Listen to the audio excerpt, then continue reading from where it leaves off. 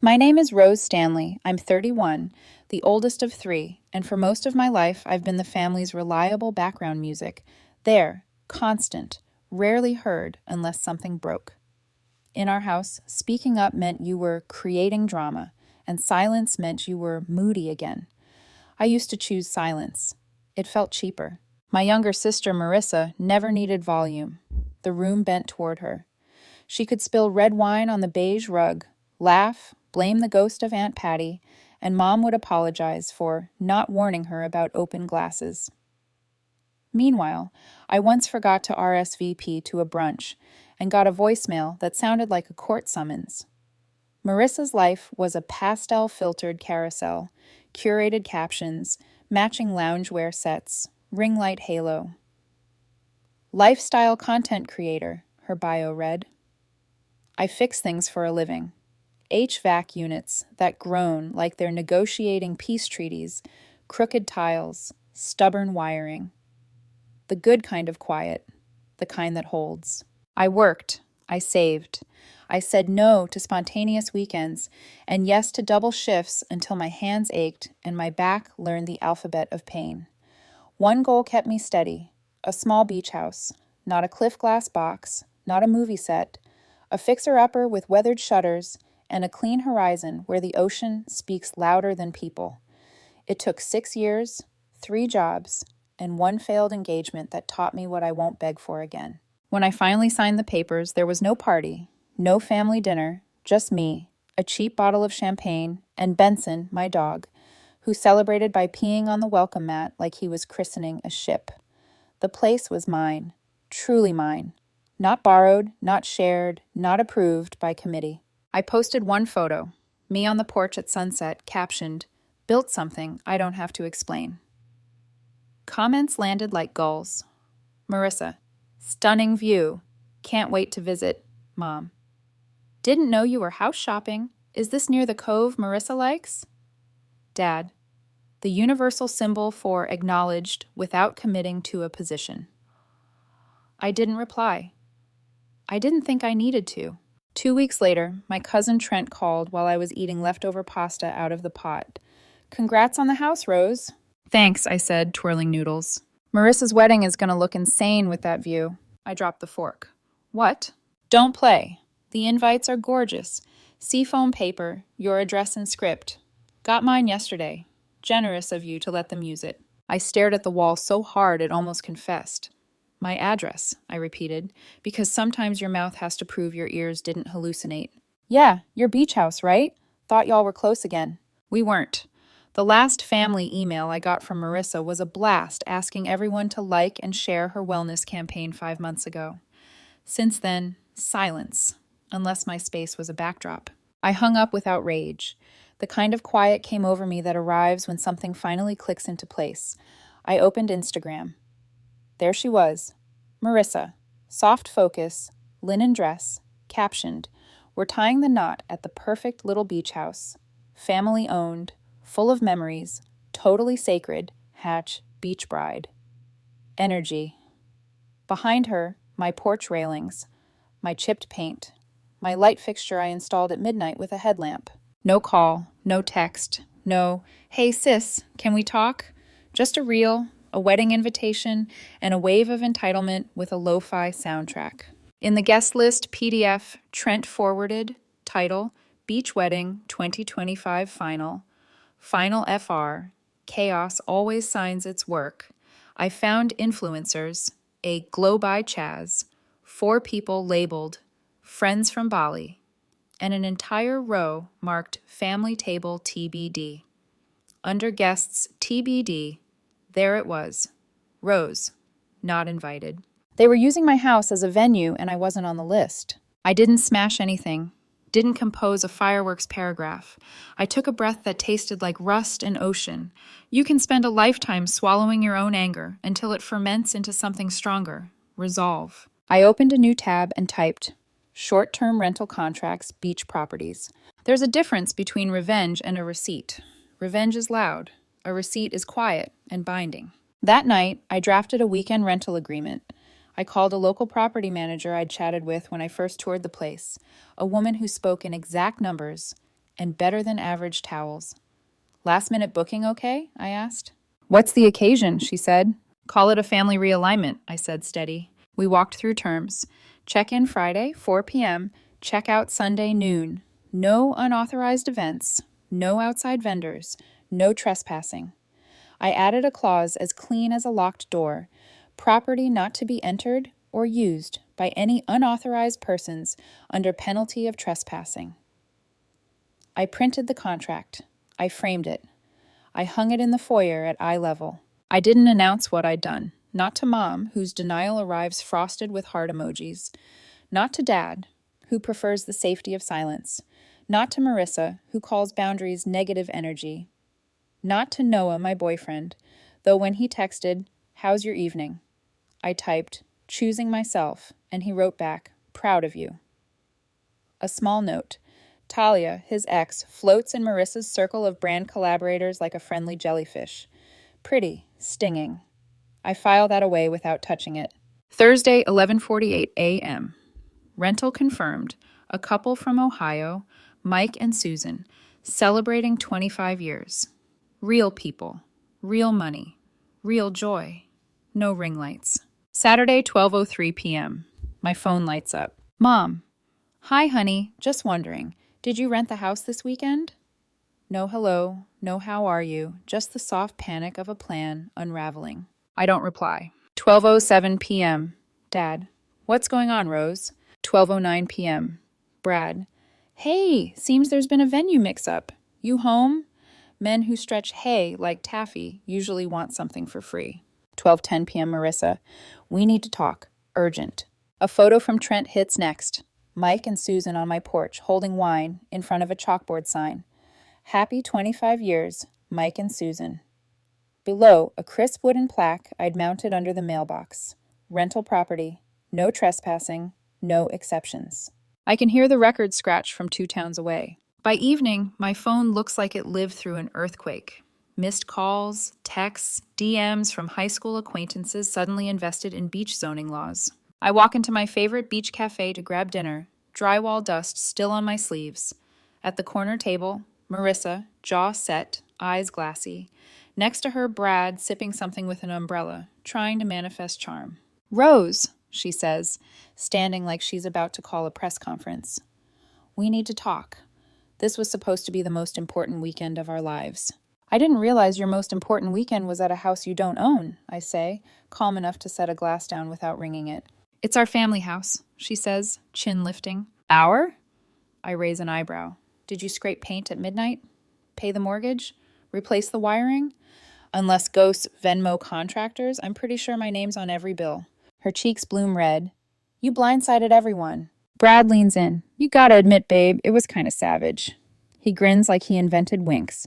You gotta admit, I say, turning to him, printing my address on 150 invites without asking is kinda illegal. He starts to protest. I don't let him. Marissa's voice drops. Do you really hate us that much? Hate. The word sits there, feral and wrong. I take a breath. I don't hate anyone, I say, softer than I intend. I just stopped volunteering to be your backdrop. If you wanted a venue, you could have asked. If you wanted a relationship, you could have built one. You wanted a free set. Her eyes gloss. Brad looks around for a camera that isn't there. I set the menu down. My hands don't shake. I hope the day you actually plan a wedding, you invite people who care about you, not just their property. I leave without ordering. Outside, the air smells like salt and the start of something overdue. Back home, Benson leans against my leg on the porch, eyes following the stars, like they're slow fireworks. The ocean keeps its own counsel. I'm not triumphant. I'm not cruel. I'm peaceful.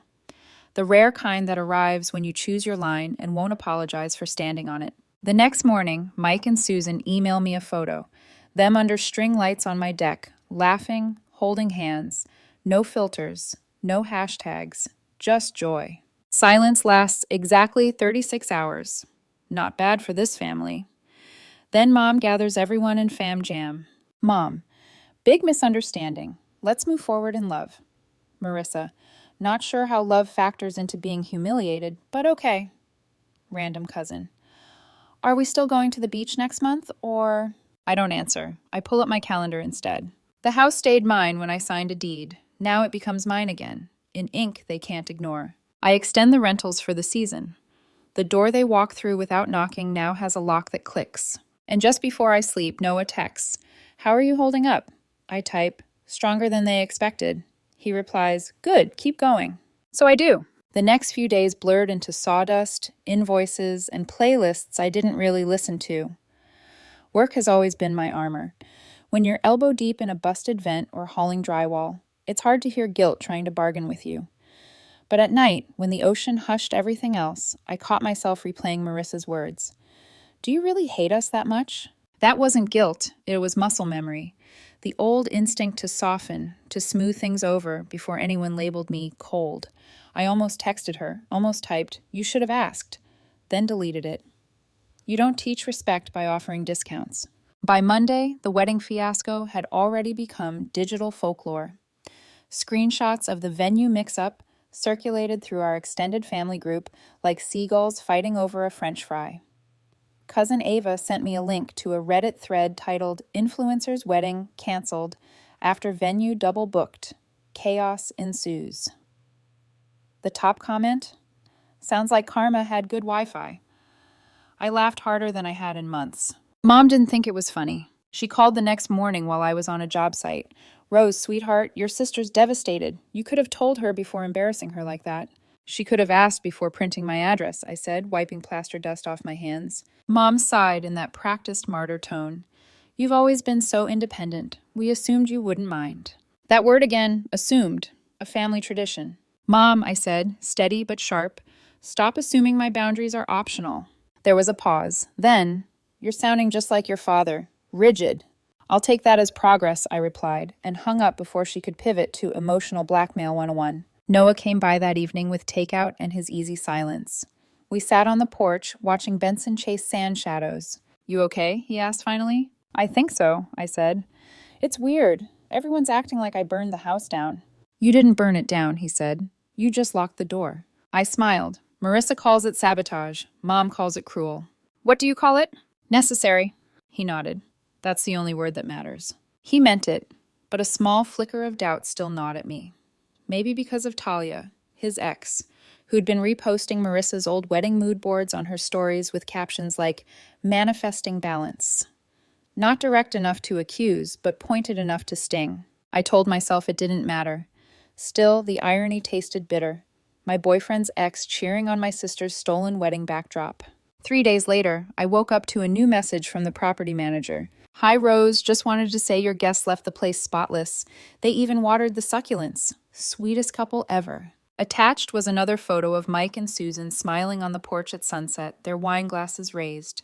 My porch, my peace. I posted it to my private account with one caption: "Sometimes strangers treat your home better than family." I didn't tag anyone, but word travels fast in a family that treats gossip as cardio. Within an hour, Mom texted, "Wow, passive much?" Then Marissa, "Unbelievable. You're turning this into content now?" Then Talia, yes, Talia, commented with a single emoji. Noah saw it before I did. "Want me to block her?" he asked. I shook my head. "Let her watch. She likes performances. I prefer reality." That Friday, a courier arrived with a glossy white envelope edged in gold. I didn't need to open it to know who sent it. Marissa's signature perfume seeped through like overripe roses. Inside, a folded card read, "Families don't always get it right, but they always come back to each other. I forgive you for how things went down. Let's not let a house come between us." Marissa. I laughed out loud. She forgave me. I set the card on this counter, poured coffee, stared at it again, and laughed harder.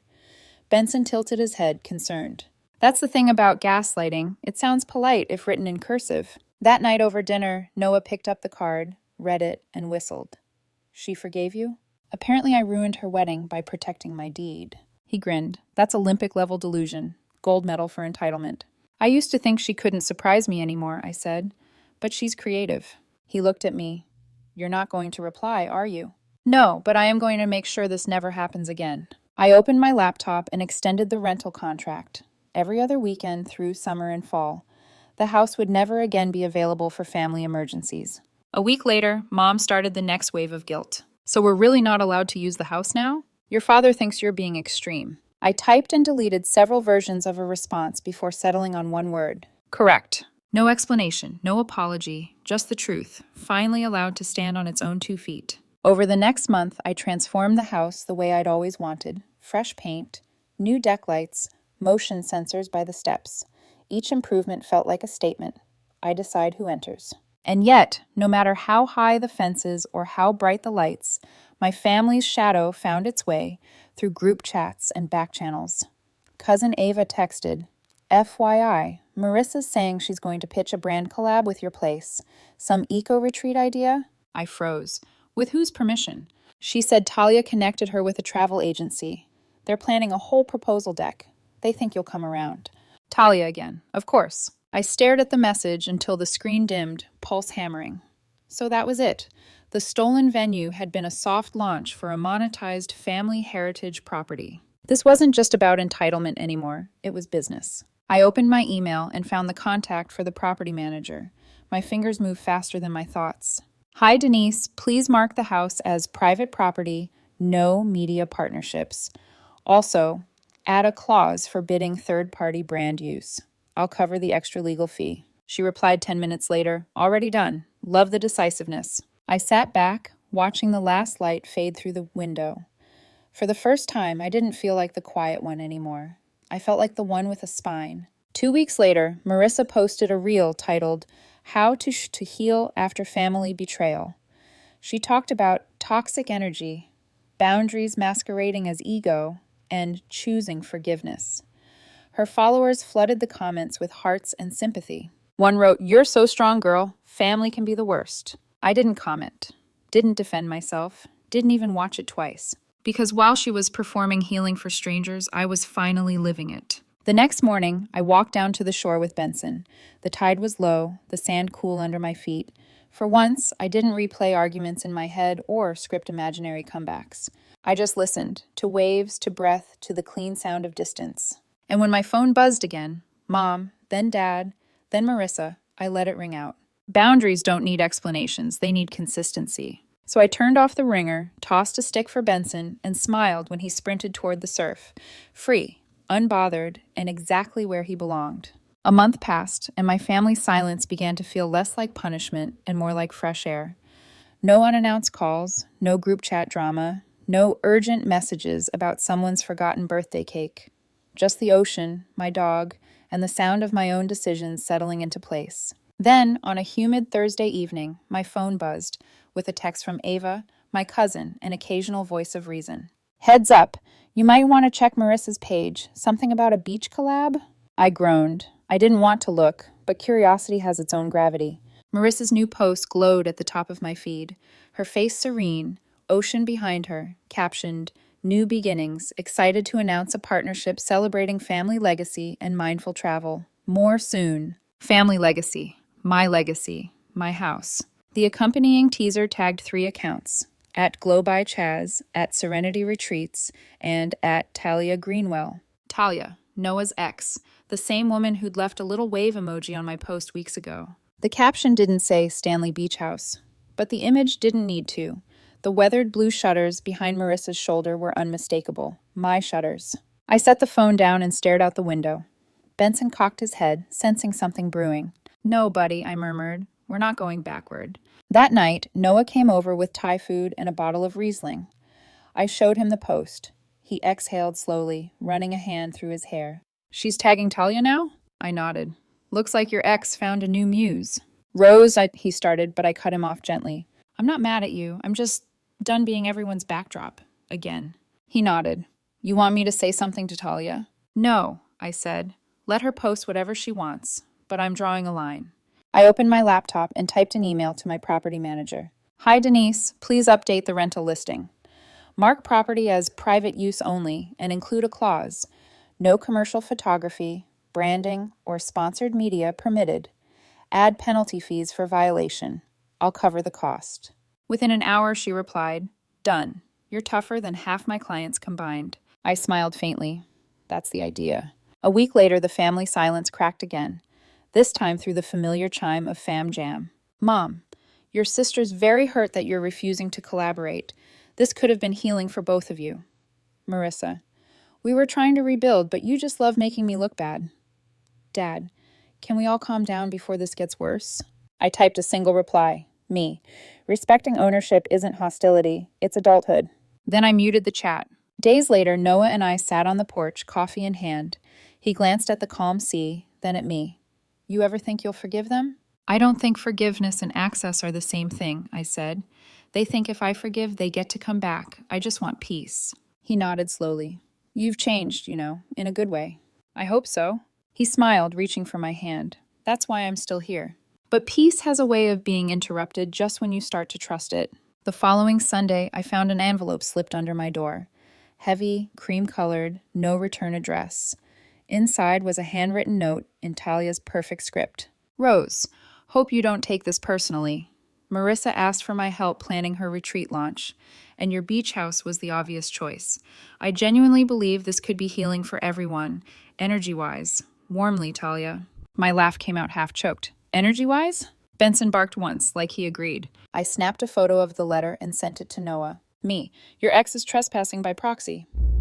Noah, I'll talk to her. Me, no, I'll handle it. That night, I filed a digital copy of the letter under a folder titled Evidence Boundaries. I didn't know why I saved it, just that some instincts deserve trust. The next morning, I posted a photo, not of the house, not of the porch, just of my work gloves on the table, captioned, Protection is peace in action. It wasn't aimed at anyone, but it landed exactly where it needed to. By noon, my phone buzzed. Marissa, why are you threatening me online? Me. I'm not. I'm protecting my property. Marissa, you're obsessed with control. You always have been. Me. Control is what people call it when they can't get away with overstepping anymore. She left the chat. Again. That weekend, I drove into town for groceries. While loading bags into my truck, I ran into Ava. She leaned against her car, lowering her sunglasses. Just so you know, she said, Marissa's pitch with Talia fell apart. Oh? Apparently Talia's agency pulled out. Something about unclear rights to the property. I smiled, loading a carton of milk. That'll do it. Word is, Marissa's furious, Ava added.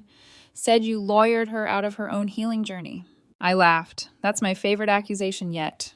Ava grinned. You're scary when you're calm. It's great. A few nights later, Dad called. I didn't pick up, but his voicemail played as I was washing dishes. Hey, Rosie. I know things have been messy.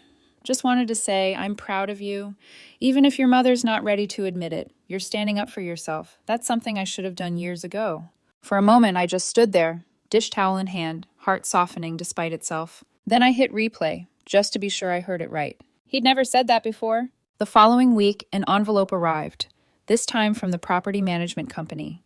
Inside was a check, the first big payment from the summer rental cycle, and a note in Denise's handwriting. Congrats, Rose. You're officially booked out through November. People love your place. I held the check in my hands, feeling a kind of satisfaction no apology could buy. Not revenge, not triumph, just validation. A few days later, Noah and I walked the beach.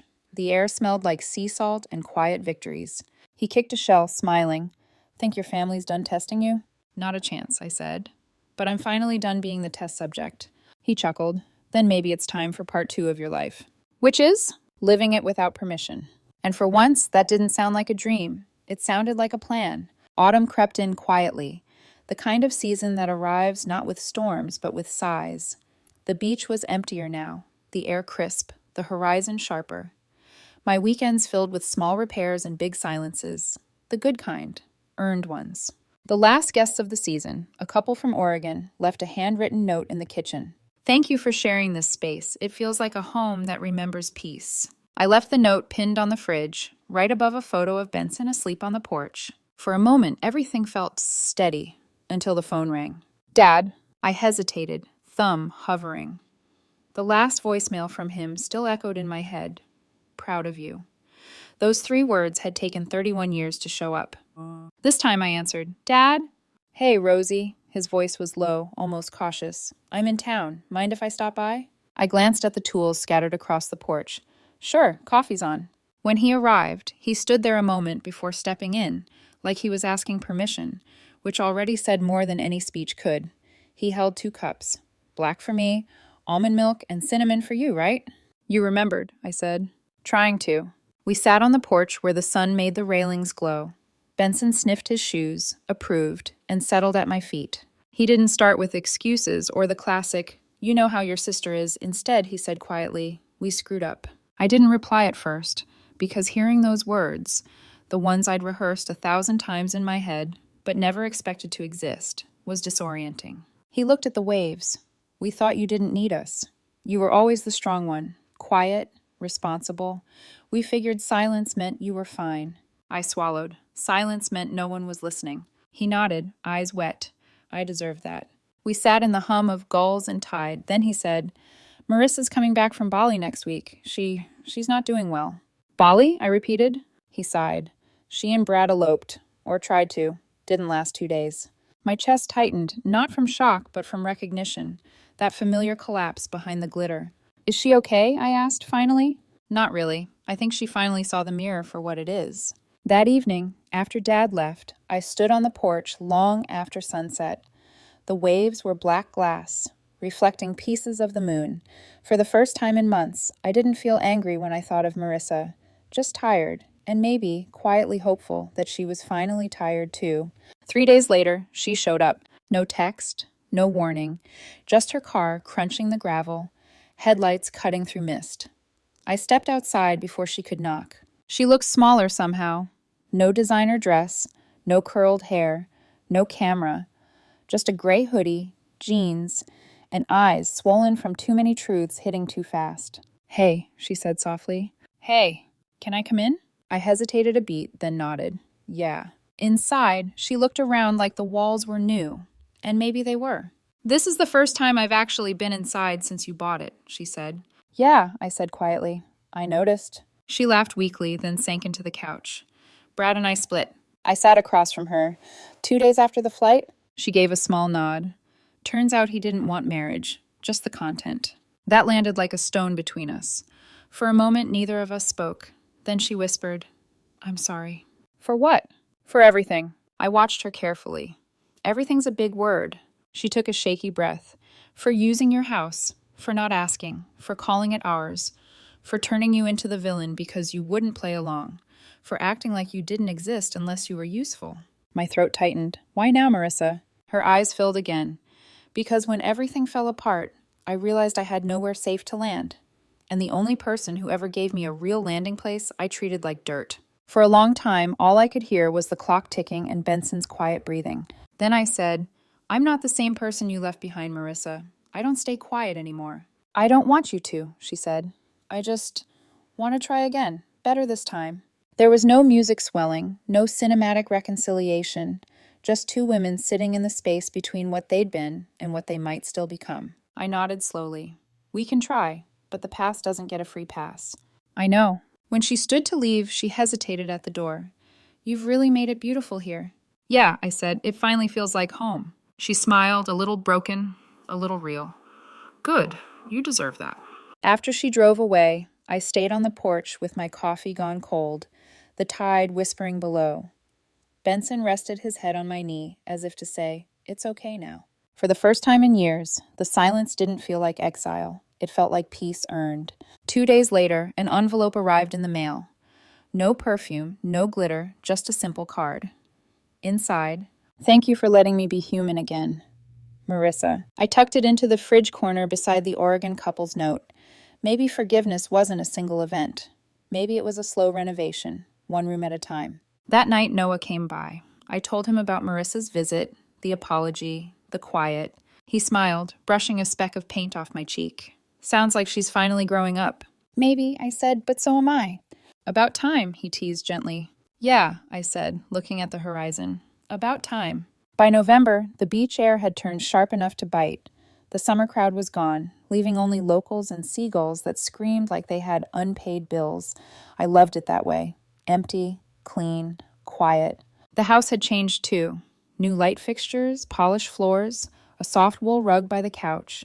It didn't feel like a project anymore. It felt like a heartbeat, steady, warm, and mine. For once, there were no new crises, no Marissa posts, no mom group chat ambushes. Even Dad texted only once a week with simple updates. "Fix the roof today," or "Your mom's learning to make sourdough." Chaos. It was strange but nice, like everyone was learning how to exist without crossing my lines. Then one morning, a new message popped up. Mom, Thanksgiving dinner is at our place this year. We'd really love for you to come. I stared at it. After everything, the invitation felt less like a gesture and more like a test. A few minutes later, another text followed. Dad, she's trying, Rose. Give her that. I didn't reply right away. Instead, I took Benson for a walk along the shoreline. The tide was low, the sky white and bright like a blank page. I kicked at shells, thinking about all the versions of myself I'd been in this family. The helper, the ghost, the scapegoat. When we got back, I brewed coffee and sat on the porch. The decision came easy, but the words took time. Me to Dad. Tell her thanks, but I'm hosting my own dinner this year. He read it instantly. The typing bubbles blinked for a long time, then stopped. No reply. I set the phone down and exhaled. There it was again. That peace that doesn't announce itself, just arrives. Thanksgiving came fast. The air was crisp, the sea a sheet of glass. I'd invited a small group, Noah, 2 neighbors who'd helped me repaint the porch, and the Oregon couple, Mike and Susan, who'd become friends after their rental stay. When they walked in carrying a homemade pie, Susan laughed. Feels weird being here without our anniversary sign. Different celebration, I said, smiling. The table was simple but warm. Candles, mismatched plates, wine glasses that caught the light like tiny suns. I set a single handwritten card in the center that read, "Welcome to the home that built itself, brick by brick, boundary by boundary." Noah read it, then gave me that quiet grin of his. That's you in one sentence. Maybe, I said, or maybe it's all of us, anyone who's learned to stop giving away their peace. Dinner was laughter and soft music and the smell of cinnamon. We talked about travel, work, dogs, bad dates, not family drama, not old wounds. Halfway through dessert, my phone buzzed again. Mom. I ignored it. When everyone left later that night, I finally looked. A single message. Saw your post. The table looked beautiful. Maybe next year? No guilt, no anger, just words, maybe progress. I typed back. Maybe, if it feels right. Then I set the phone down and stepped onto the porch. The sky was clear, the sea humming its quiet rhythm.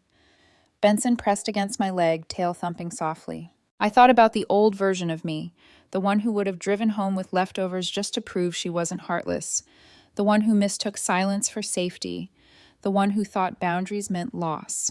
But this version, she understood that protecting your peace doesn't mean shutting the world out. It means letting the right people in. I looked through the window. The golden light spilling across the floor, the candles flickering like the house itself was breathing. For the first time, the word home didn't mean where my family gathered. It meant where I finally belonged. I picked up my coffee, leaned on the railing, and whispered to no one in particular, "Guess who owns the beach now?" Benson barked once, like an amen.